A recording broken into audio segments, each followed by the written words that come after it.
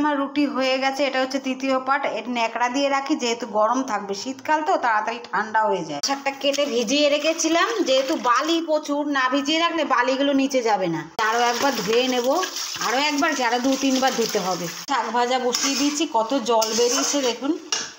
দেখুন বাবা রং করেছে, পুরো নতুন হয়ে গেছে, কালারটা কত সুন্দর। এটা দেখেছেন ময়ূর পালং খাট, এটা না বাবা?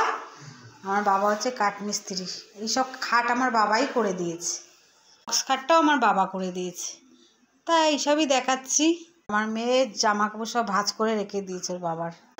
এই যে লাল শাক ভাজা হয়ে গেছে, পুরো রান্না হয়ে গেছে আমার, মাছের ঝোল আর লাল শাক ভাজা। আবার এই ড্রেসিং টেবিলটা পালিশ করে দিচ্ছে। আর আগেই আমি স্নান করে পুজো দিয়ে নিয়েছি, তারপরে নিচের কাজ করছি, নাহলে না আর পুজো দিতে খুব দেরি হয়ে যায়। তা ভিডিওটা ভালো লাগলে কমেন্ট শেয়ার লাইক করবেন। Tata bye bye.